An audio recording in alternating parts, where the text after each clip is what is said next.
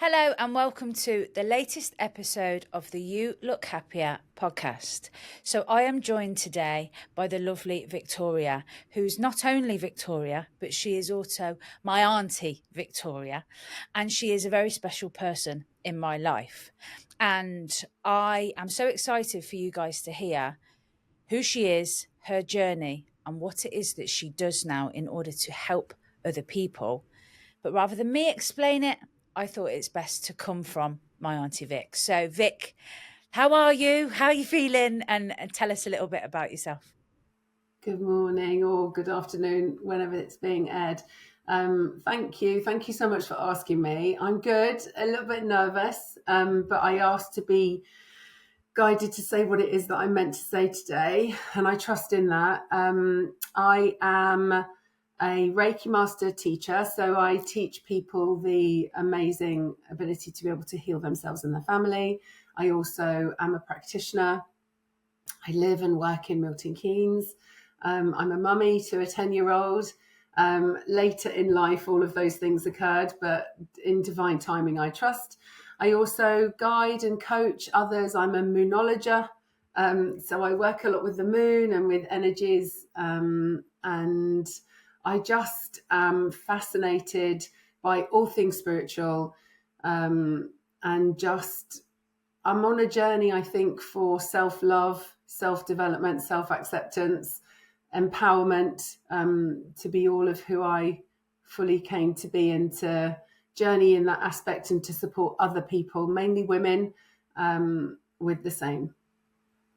Amazing. Thank you so much. And that is so much in which you do. So you've got Reiki, you've got moonology. I'm really interested in that one. Don't know anything about it. Also with Reiki, that is something which I'll be really transparent. I've heard about it. I know that that's something that you do and you teach and you coach, but I really want to know more, Vic. I really do. So, in terms of the Reiki, could you tell me what it is and how it works and how you got into it? Yeah, so it is a complementary therapy. So it isn't a replacement for, it works alongside conventional medicine. Right. It's accepted by the NHS. It's seen as something that helps and supports. Many hospices, hospitals around the country have either voluntary or paid complementary therapists that practice Reiki and support with cancer treatments, that help children, that help adults, that generally support. And the reason why is because it helps us to feel more relaxed, helps us to be more at peace, it helps us to heal. It can speed up.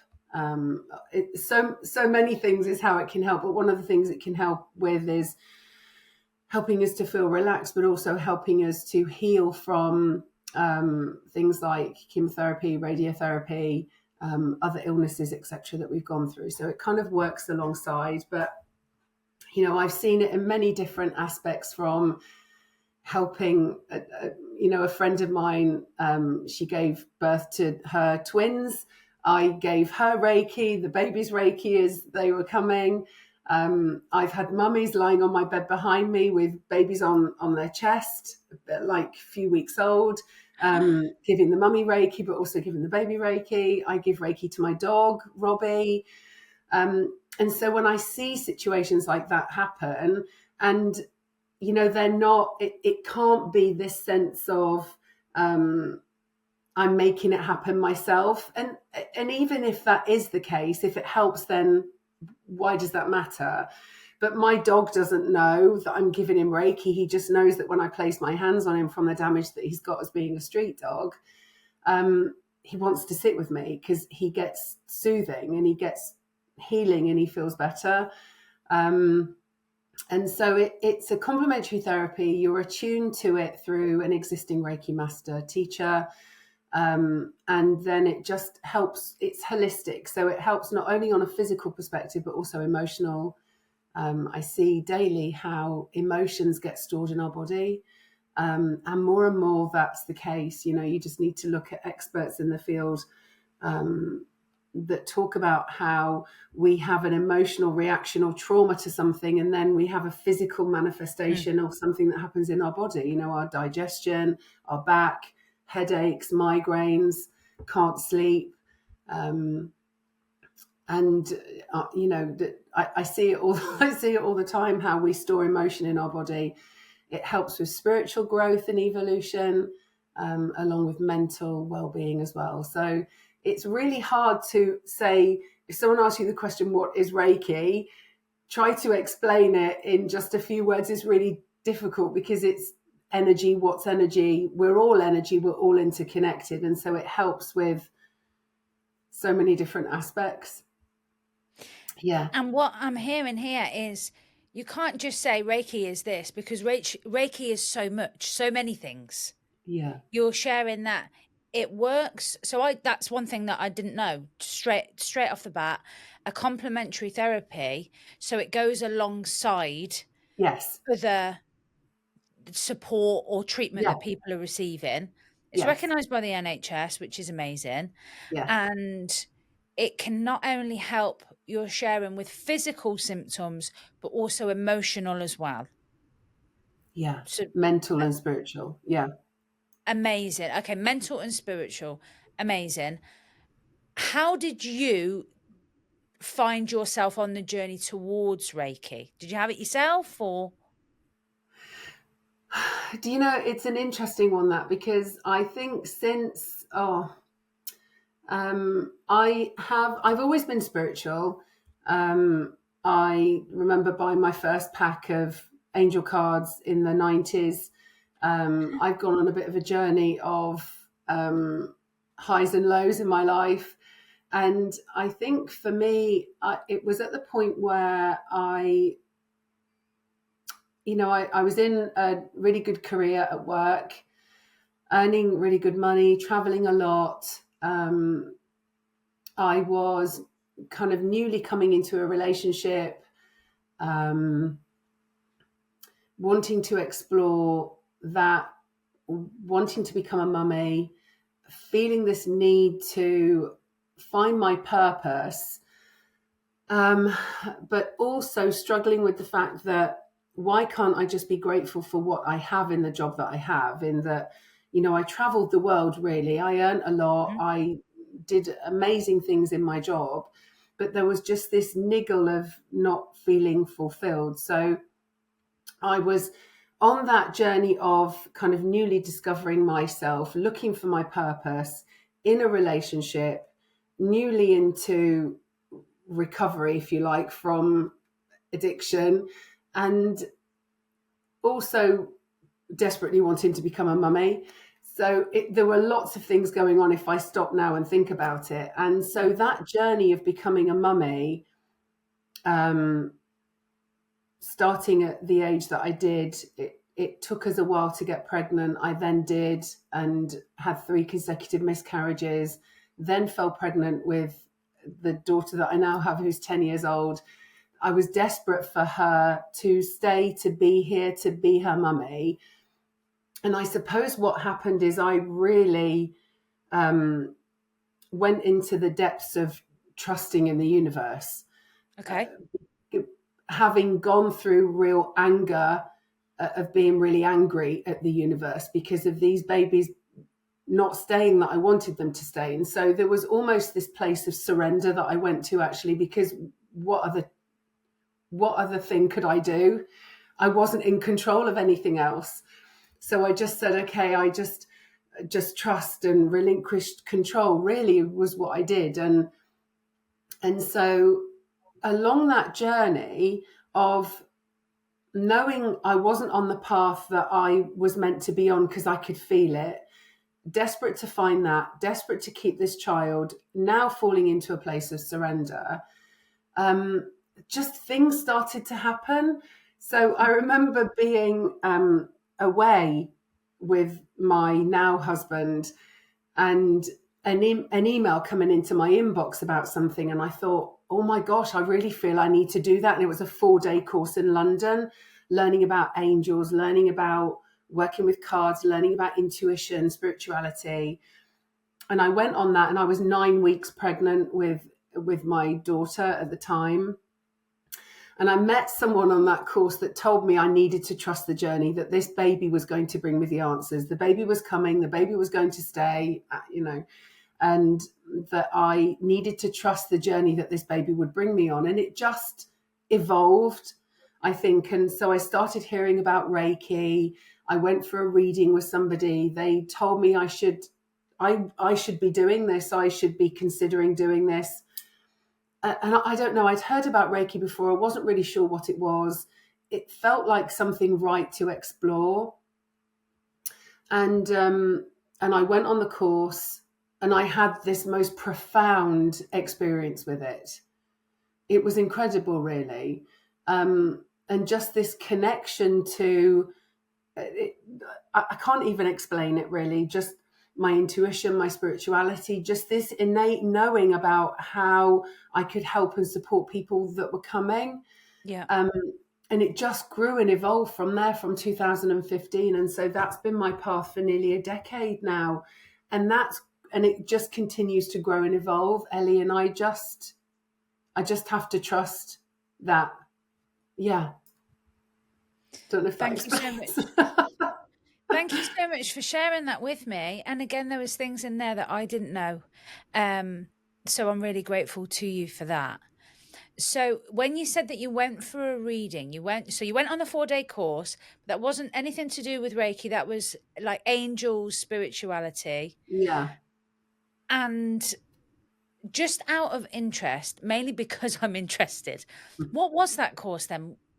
Angels and spirituality. What was the aim of the course that you initially went on?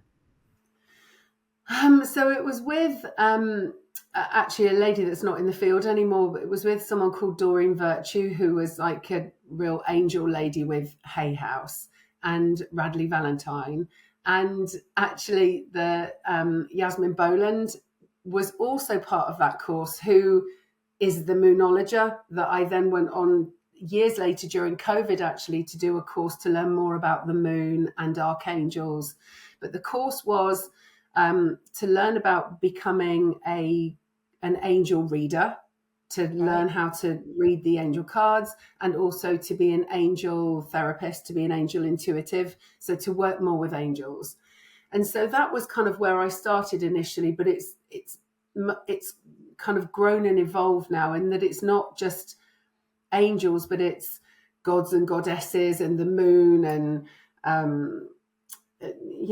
lots more crystals, cards, my feelings, sound, lots more things that I just connect, animals that I connect with, color, to help people, myself as well. I learn on the way. Yeah. I love it. I love it because with what you're telling me, it's sharing. Well, it's letting me know I don't know enough, but I'm interested in it. I want to know more. So, good luck, because I'm going to be asking you after this. But so you went on this, and then you said you had a reading. So was that a Reiki reading? Was that just a reading in general, and someone brought up the topic of Reiki? Yeah, well, Right. I don't think even it was Reiki. I think it was healing. That I should be doing this, like what they were doing readings and helping other people. That's something that I should be doing, and it Wow. just felt like the right thing, and it almost affirmed what I knew anyway, really. Mm-hmm. And so then I just put out to the universe and say, show me, guide me, what is it that I'm meant to be doing? And I just trust that. It's that thing of trusting in the universe and feeling that it's the right thing, but still being fearful, but this innate knowing inside my being that it's the thing I need to do, and that things then align and support you when you put things out there, and when you're ready, or when the universe deems that this is the time now for you to do that. Wow. Because I remember, like, I would come home in tears. Before I had my daughter, I would come home in tears, and Pat would say, why don't you just get another job if you're that unhappy? And I'm like, no, you don't get it. It's not another job. it's not another job I want. It's like, I need to find my purpose. I knew it wasn't another job because the job that I was doing was amazing. I was learning so much and I grew so much, and so many things that I learned in that job of nearly 20 years I use now, like writing training courses, delivering training courses. Yeah. So nothing's wasted. It's part of the journey. But I knew it wasn't another job. It was to find what I was here for, what my purpose was, what my thing was, my unique thing that I bring to the world that no one else can. And then it's trusting in how that evolves and comes into being, isn't it? Yeah. Yeah. How did your current work life, you're traveling the world, you're on, because that's all I remember when I was little, was the big organization that you worked for, and the job Yeah. that you had, the powerful job that you had. Yeah. So are you telling us here that you went on your journey alongside, so you're still working, you're still finding things out. When was the shift then, Vic, from the job that you had to what you do now? Yeah, I mean, it was incredibly aligned because I was on maternity leave. It Okay. came then, and I got money saved. I got money saved in an account. I was off for 12 months on maternity leave, and just things came during that time. I mean, whilst I'm off on maternity leave, obviously I'm being a mummy to a newborn baby. But things are evolving, and I'm not saying it just like was smooth sailing. Of not, it wasn't, but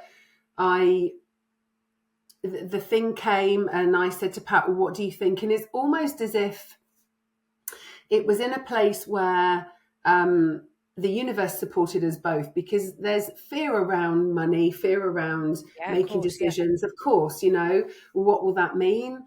I earned the higher salary in our family, so but I think what happened is me not being at work and being at home and having that cushion of money and the thing evolving.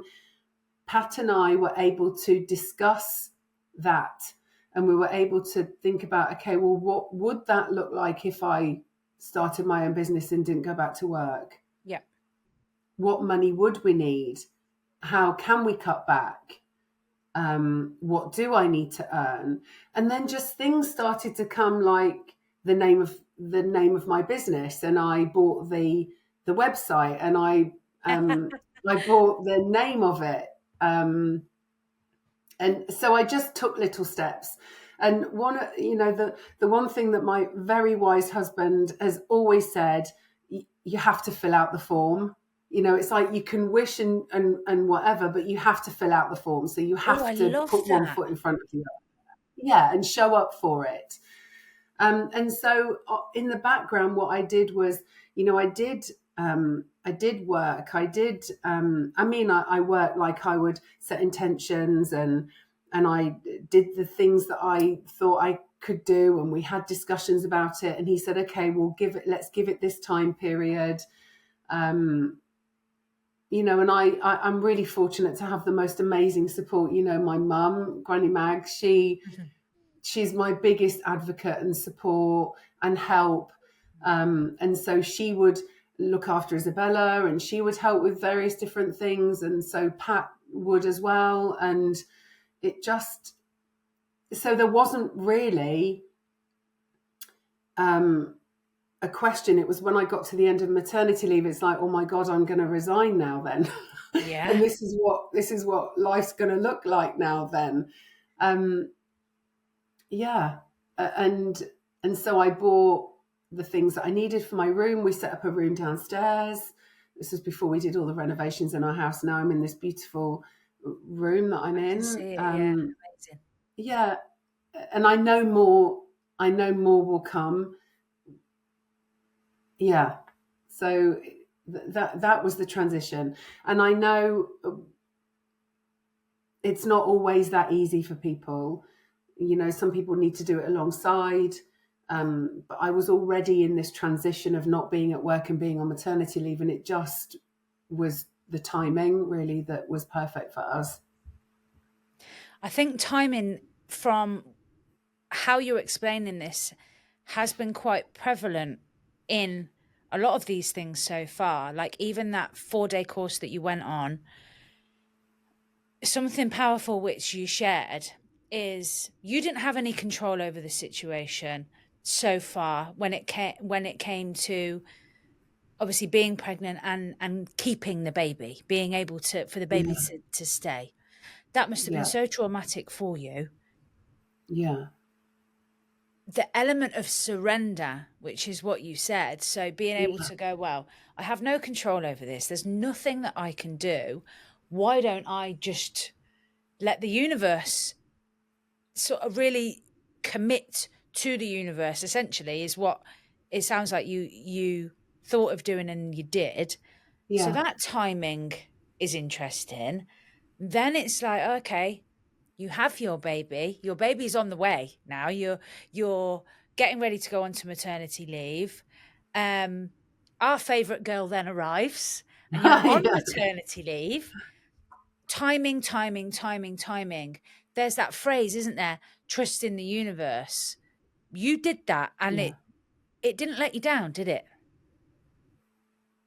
No, I mean it doesn't. It just, as human beings, we can, we're spiritual beings in a human body, and human the human me has to be here on this physical earth, and I can forget that sometimes and fall into the fear of lack, fear of this, fear of that. But ultimately, I remember one of the very first spiritual books that I read kind of on this journey after having Isabella was Gabrielle Bernstein's book, The Universe Has Got Your Back, Okay.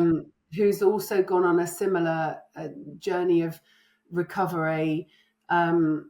It's like this surrender. The universe has always got your back because, there have been times in my life, and there will continue to be times in my life when there is nobody else there. And that's not because of anybody else's fault. It's because of that's how it is. Mm-hmm. We're born in this life and we leave this life on our own. And so for me, the only constant, the only consistent is this energy that's around that has got my back no matter what. And I, in younger years, I thought it was a God that made all these decisions if I was a good person or a bad person, or he decided if things were going to happen this way or that way. But the truth is, what I feel is that it's not like that. That's not what it is. And I learned that through this process of being pregnant and then losing the pregnancies. I remember being on the bathroom floor upstairs, in a mess, and saying, and I said to Pat, I'm so angry with God, I'm so angry with whatever it is that's there. And he was like, Vic, it's not God, it just is. And so that strength of getting back up again, I have pulled from this source that is benevolent, that's there no matter what, that doesn't decide what happens, good or bad, if that makes sense. But it's there for me to call on, to give me the strength when I'm struggling, when I ask for it. Because the biggest thing that I've learned on this journey is that there's nobody that's coming to rescue me. Yeah. No one is coming to save me. And so I have to do that myself. My mum can love me, my husband can love me, my daughter can love me, my dog can love me. But no one can love me like I can. Mm-hmm. And no one can make me do the work apart from myself. It has to be me that recognizes that. And so this universal energy that's there no matter what is the thing that, can't remember what your question was now, but that's the thing that Gave is you the my strength. go-to. Yeah. I light a candle and I bring it in. I hold a crystal and I bring it in. I say a prayer and I bring it in. I'm in the shower and I talk to it. I'm out on the walk with the dog and I say, this morning, guide me to be the voice that I can be today to support others as needed, And so it's that.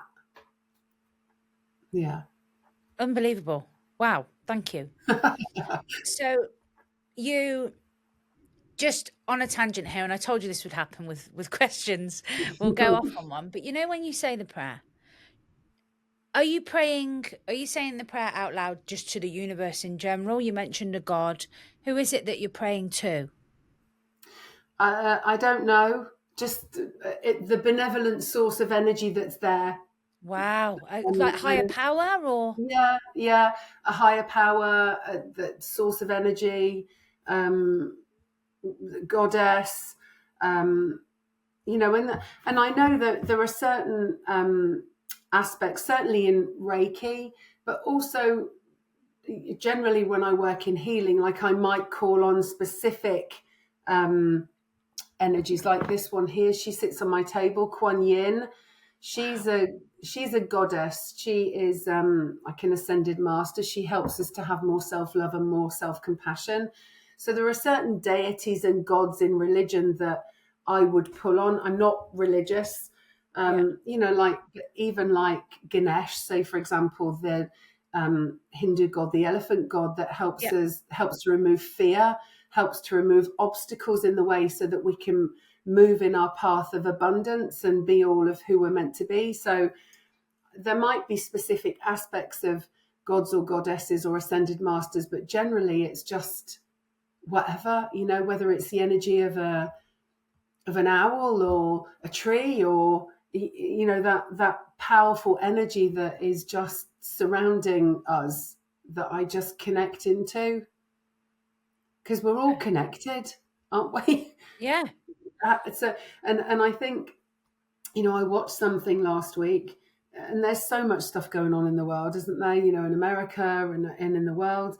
And so you ask, what is it that I can do to support? And the answer for me is that we need to give more love, not anger, not hate, not fear, because that just then emits more of that. So it's like, well, how can I just be more loving, be more kind? And that doesn't mean, and me, maybe not on a daily basis, but it's and I say, and I'm honest, it's not like Mary Poppins in our house every single day. It really isn't.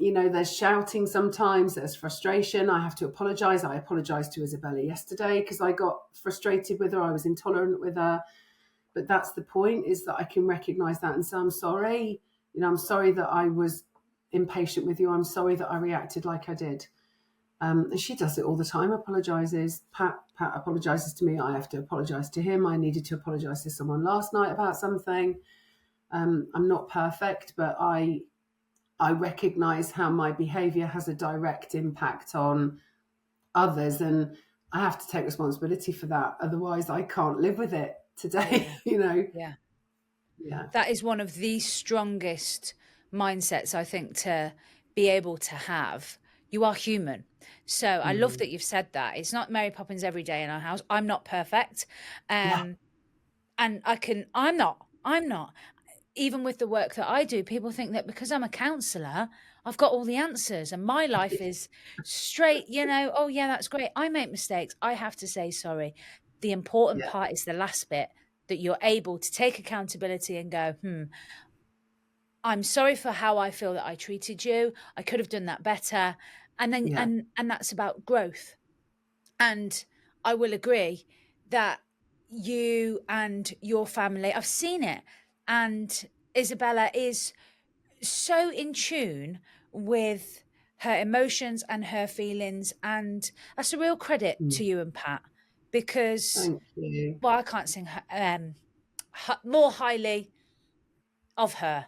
I just love her to bits. But with so the journey that you're on, you then start getting into Reiki and learning about it. You then became a Reiki master. Have I got that right, Vic? Is that so is that a teacher? Yeah. So Reiki Master teacher, yes. Okay. there are some differences with how people do it, but I teach people to be, like the first level is I learn it for myself and my family, friends. The second level is I become a practitioner, so I Right. can get insurance then, and I can open a practice if I want to, providing that I'm following all the legislation that I need to follow. Yep. And then the next level is master teacher. So that's the highest level. And I can then teach others if I want to. I don't have to, but I can then teach others to be Reiki practitioners. Wow.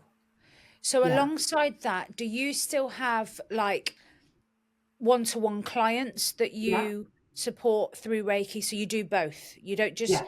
teach so that other people can teach. You actually are a Reiki healer or Reiki practitioner. What is it, Vic? What would I A call Reiki you? practitioner. Yeah, Practitioner. Okay. yeah, So say somebody like me who has very limited spirituality awareness. I'll be honest. I got in a bit of a fad of crystals. I went on a bit of a crystal craze. Bought some crystals, but I didn't. I wanted to, but I didn't give it enough time. I didn't go into it enough. So somebody like me that's yeah, interested but has very little knowledge and awareness, if I came into your healing room, yeah. would would the session be, is it like an assessment of things? Would I sort of say to you, this is how I've been feeling, and then you go from there? Like, how would it work? Yeah, I mean, people usually, it's interesting because either people come because they've been recommended Yeah, or they found me on Google, yeah, and they come in through my website, and there are some questions that they're not forced, some questions that I ask people to answer. And some of those might be, is there anything going on physically, anything emotionally? So back pain, do you suffer from any of the following? Some people fill it out, some people don't. And then I just ask them, what is it that you're looking for from the session? And most people fill that out. So they say, I'm feeling a bit tired, or I've got perimenopause or menopause, or I've got back pain, or I'm trying to find my purpose, or I feel blocked, I'm dealing with trauma, I want to feel more emotionally balanced, I want clarity into my life. Those are the types of things got that it. people usually say before they come. And then the person will come in to the room, they'll sit opposite, and we'll have a conversation. I will have, of course, looked at what they've said, and Yeah, I'll ask them, have they had Reiki before? And they might say, oh no, but I've heard it might help, yeah, or yes, I did, but years ago, or no, I haven't, but somebody's recommended Reiki to me as something that might help me. And so I'll say, okay, what's going on? And they'll share as little or as much as they want to share. The more somebody shares, it's not like I'm not a mind reader. The more somebody can share, the more I'm then aware of what's going on for them physically and emotionally. okay, So I'll give you an example of somebody that I had last week.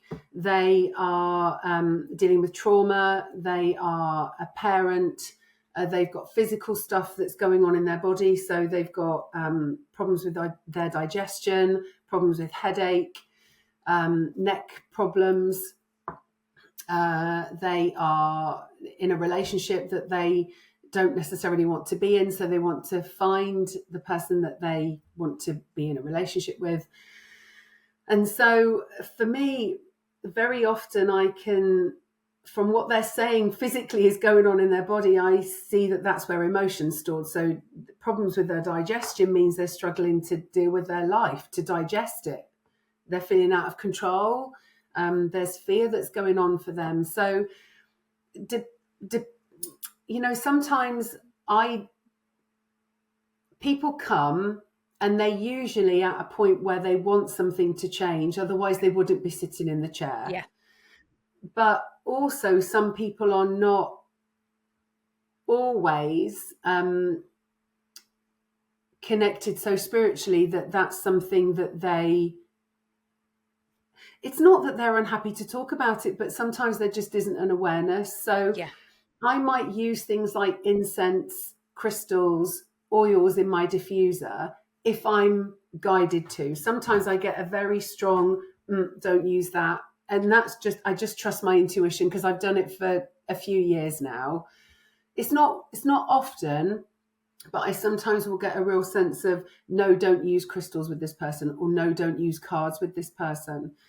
But otherwise, the session would look like you come into my room. I've got my notebook here. I'm burning it at some incense. I've put some crystals on the table. I've got some oil in the diffuser that's kind of coming into the room, and some cards that are on the table. And I then share with them that, and it starts to build up a picture.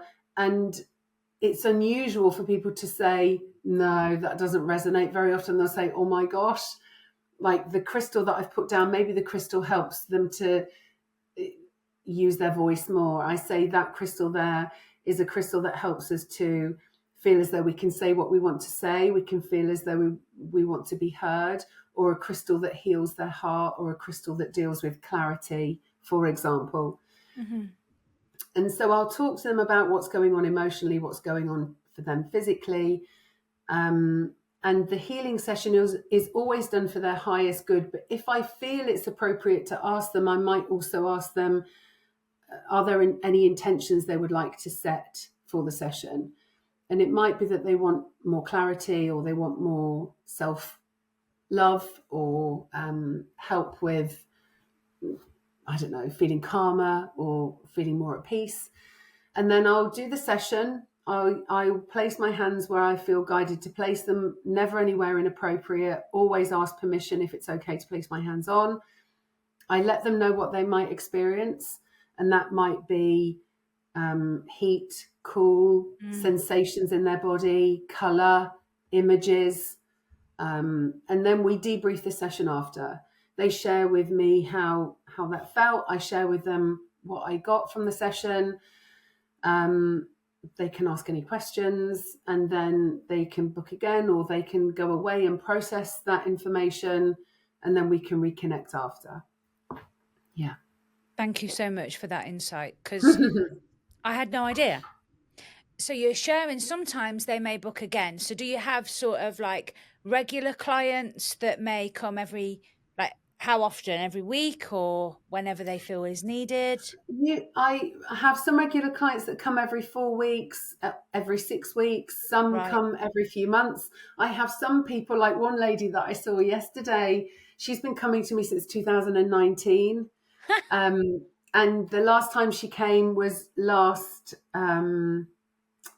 I think she comes like twice a year. She said, I'm really sorry I can't come anymore.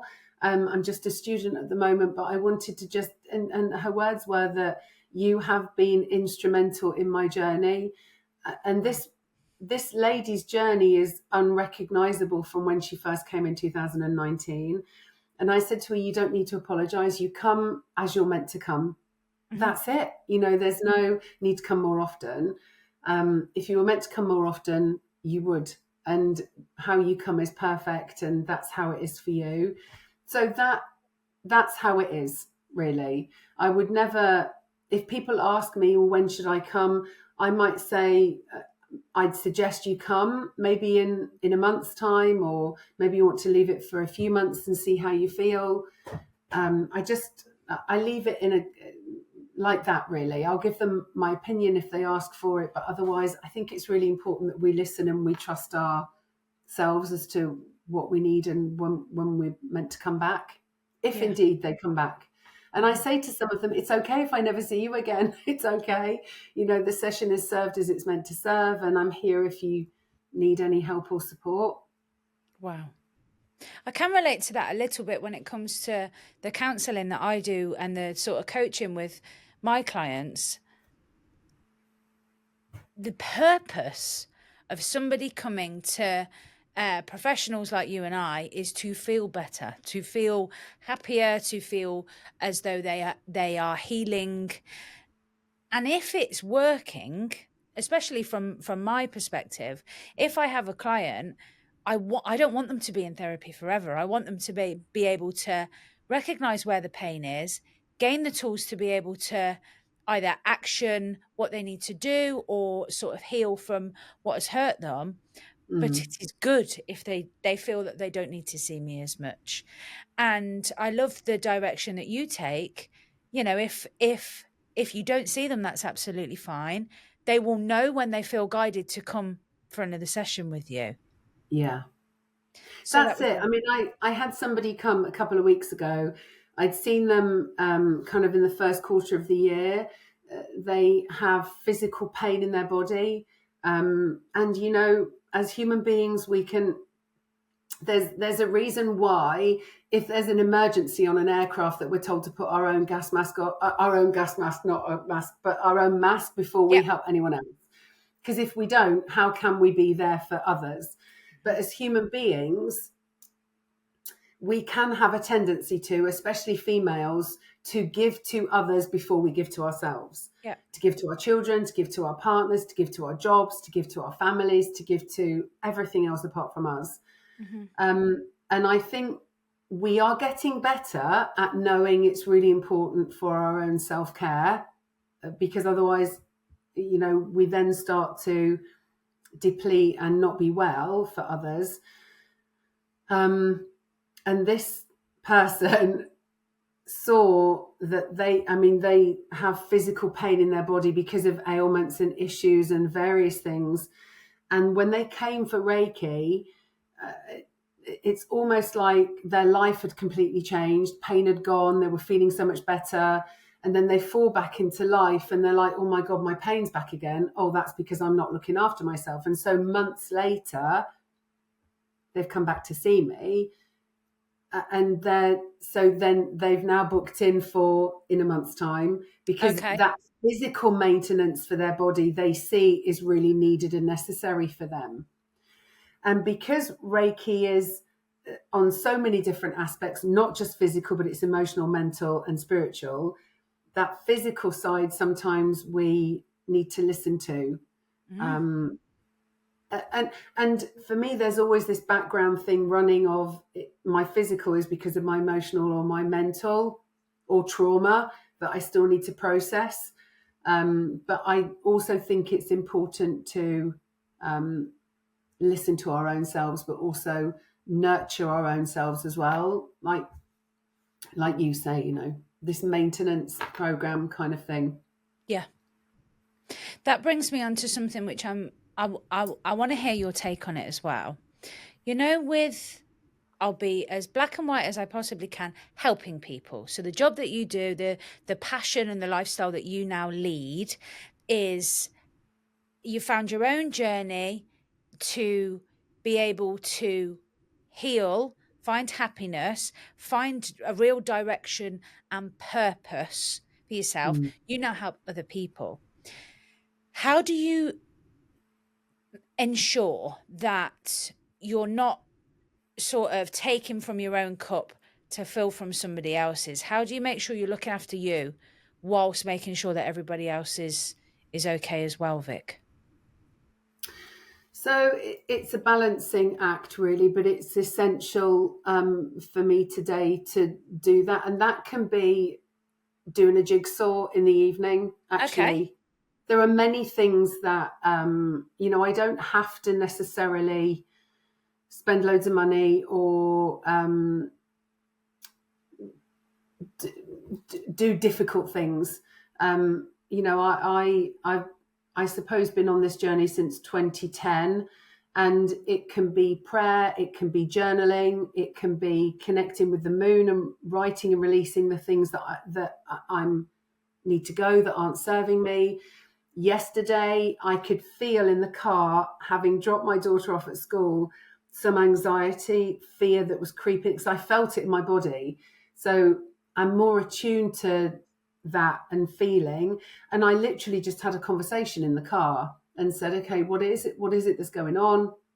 Okay, it's fear of this, it's fear of her going to high school, fear of what might happen, fear of, you know, other different things that were going on. It wasn't just connected to my daughter, but there were other things. And I said, okay, what bits am I in control of? Can I release some of that?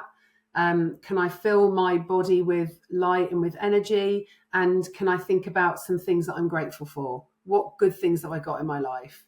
You know, grateful for Pat coming home later because he'd been at download for the weekend. Grateful for clients, grateful for doing this podcast today, grateful for the dog. Do you know what I mean? So those things then, because if I'm in faith, then I can't be in fear. So I try to recognize it really. It's things like I've got a little altar downstairs, a simple altar with a Buddha on it that's got a tea light holder in it, lighting a candle. I light the candle, bring in the energy to support me. Going on a dog walk with Robbie, listening to a podcast, listening to music, singing in the car. I don't know, just doing a jigsaw, reading a book, going out in the garden. Those things are the things that help me be well, that mostly, I would say, help me be the best version of me for those around me. Sometimes it's too much. I struggle, emotional changes, and I have to stop for a minute and do some journaling or need a bit longer, have a bath. That's one of the things that I do a lot, actually. Being in water is something that helps me. Those types of things. But from Reiki, it's not coming from me, it's coming through me. So actually giving a Reiki session to somebody also helps me, because the energy flows through me into the person. It's not coming from me. I'm not the source of the energy. I'm just the holder of it. So the energy comes down from this source from above, through me, through my healing hands onto the person. So it also supports me.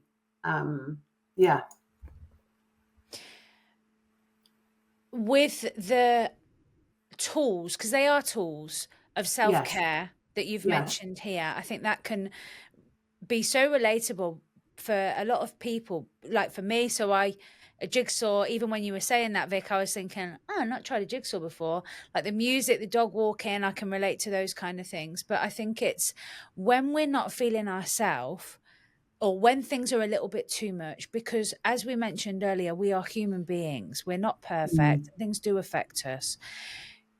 It's important to have a little toolkit, if we can, to be able to go, what can I do to make me feel better? So over time, you've been able to put things into your toolkit the same as me. We can definitely share the music one. I know that me and you have always connected on music.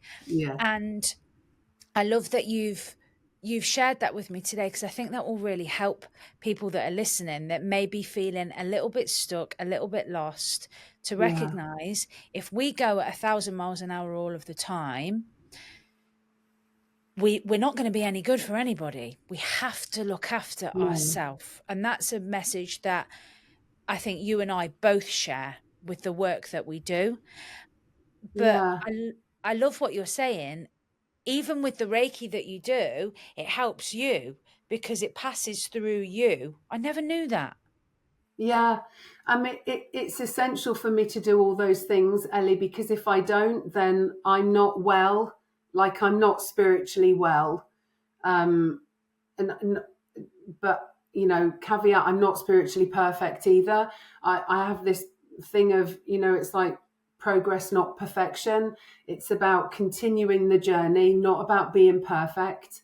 Like one day at a time, sometimes 1 minute at a time, sometimes. And because if I don't do that, then I can act out, not just physically or emotionally, and want to throw my crap on other people, my husband, my daughter.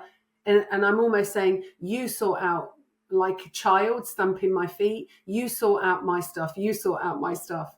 And I'm not saying that can still be my default, but I recognize it more.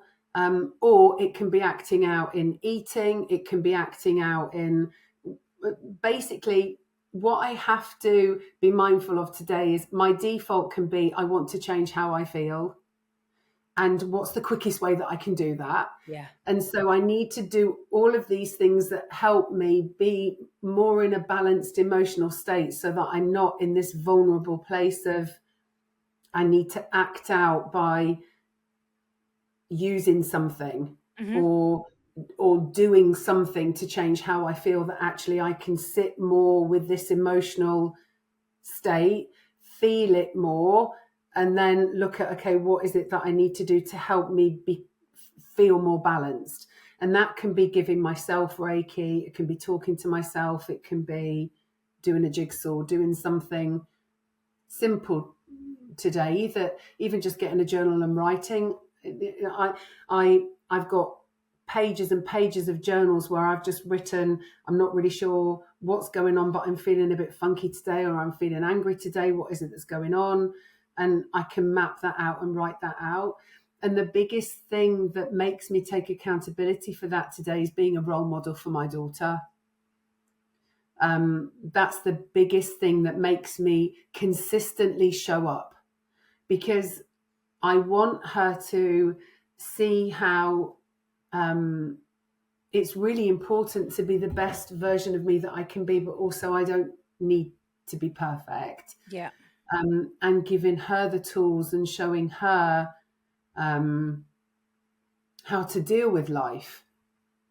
That's the thing that keeps me showing up. And Ellie, there are days where I think, oh God, I'm such a bad role model. I'm not doing very good job. I'm not doing a very good job today. But then I just have to keep digging in and just showing up. Yeah. There's no choice. I've got no choice but to do that today. Those small, consistent steps. As you say, you're not trying to be perfect. You're just trying to keep going, be better maybe than you were yesterday, and keep showing up. You're talking about a very powerful source of purpose here, which is Isabella. But it's also yourself, Vic. It's the journey It that is. you've been on. Say, if you look at your life and your timeline, I'm really hearing a set amount of time, whether it be the last 10 years or whichever time on your timeline, where you've really found yourself, you've found your purpose, and you're now helping other people. Yes. Which is and I feel really passionate about that, about empowering other people to be the best versions of themselves, to show up for themselves with love and with compassion, and to listen to themselves and to trust in themselves, and to find this sense of self, really. On their journey. I'm really getting that. Thank you. So with everything that you've explained to me here, I think that you've definitely opened my eyes. I'm not just saying that either. You know me well enough to go, I actually do believe Ellie when she's saying that, because you have. Because I'm thinking, right, well, angel cards, don't know anything about that. I want to. Moonology, I want to know all about that. And Reiki and understanding. I want to be more open-minded, so I want to be able to give it a go. Just out of interest, Vic, do you only see clients face-to-face? Do you see them online as well? Does it work No, online? I do online. I do online yeah. as well. Yeah, because energy is energy. We're all connected with this breath, so I don't have to physically be with somebody in order to do energy healing with them or guidance with them. So no, I do via Zoom as well with people. Good to know. Okay. Yeah. I usually, with the podcast that I do, I always ask this kind of themed question at the end. Say if somebody was really interested into getting into spirituality, I'm talking about myself, but somebody similar that's maybe thinking, right, I don't know enough, I want to. What would you advise them to do? Like, obviously, you've got 10 years worth of knowledge here. Where would somebody start? I think, there's no, even just lighting a candle, being curious, asking, opening up to the fact that there's more than just you, that there are other things around, and thinking about how my thoughts can directly impact my behavior, what I bring into my life. You know, my mum, your granny, she's gone on such a journey of manifesting and positivity, Yeah. and taking ownership and responsibility for that through conversations that her and I have had. But it's, you know, you don't have to, I mean, don't get me wrong, I could say, you connect onto my website and I'm running retreats and I've got workshops that I do and I can help and guide people through coaching. But it's just asking, show me, just having this thought that there's more than just you Yeah. in the universe, and that potentially there's this source of benevolent, you know, like not non-judgment, always loving energy that's around us that we can call in to help and support us. Walking into a crystal shop and seeing what crystal calls to you, you know, opening up your day by what I do. I never take my phone in the bedroom now. I always keep it downstairs. It goes off at a certain time. In the morning, it's not the first thing that I do. Before I get out of bed, I always ask whatever, you know, help me be the best version of me today. Walk with me today, support me today in my journey. I always ask that before I get out of bed. And sometimes I have to reconnect with that. But yeah, it's just simple things like that, you know, just listening, stopping for a minute. We don't have to become gurus that sit on a cushion and rid our minds of anything. It's just sit for a minute and just connect with the breath and drop into the belly and say, what's here and what do you want me to know today? Yeah. Fantastic. Amazing. Because it's, and I really mean that. The fact that, say me, for example, the fact that I'm thinking, I want to know more about that, that is enough for me to know, well, open your eyes then now. Ask, be curious. So that's Yeah. exactly what I'm going Yeah. to do. Okay. So I think it's obvious how grateful I am. For you for coming on, but for being able to give a real insight into it rather than this is what I do and why. You've shared how it's helped you, how it's Yeah. impacted your life, and how it's clearly worked because you've taken that on board and you now help others, you teach others, you coach others. Yeah. And I am genuinely really excited just to see where your journey goes, Vic, in general. How are you feeling after our chat today? I mean, I feel good. You know, it's always I'm always grateful to be able to share. I trust that the universe brings what it's meant to bring. You know, if I think about, you know, I'm 53. I think I'm 53. No, I'm 50. Am I 53? No, I'm 54. You No, don't I'm look 54 50 in anything, November. Vic. I'm You don't 50, look 50 I'm, anything. I'm 53 years old. And I became a mummy at 43. My life is as it is because I just have shown up for it and trusted in the universe. There's been ups and downs, real depths and lows, and I don't regret any of it because it's brought me to where I am today. And I just feel really grateful for the life I have, for and just for being here to support other people, really. So just to have a platform to be able to share that and to know that there are people that can help other people. But I think what's important as well is it's important to find your connection, find your Yeah. tribe, and listen to your intuition with regards to people, and if people feel like the right people for you to work with, because not everybody will be genuine, I think, Yeah. sadly. Yeah. But yeah, so I'm always very discerning about who I trust, who I share my knowledge with, my vulnerability with. Yeah, so yeah, thank you for asking me today. Yeah. I hope No that's problem helped. at all. Yeah, that's amazing. So as I say, I'm truly grateful. I think you've explained everything. I know that you have, because I feel like I know so much more. And I wish you all the best, Vic. What I will do is I will put the links to everything, like all of your work, even that book. You know that book that you mentioned right at the beginning, the book that you read, something about the Yeah, universe. Gabby Bernstein, The Universe Has Got Your Back. Yeah, so I'll link that as well. Just anything that might be able to give anybody like, oh, okay, I'll click that. That might help me.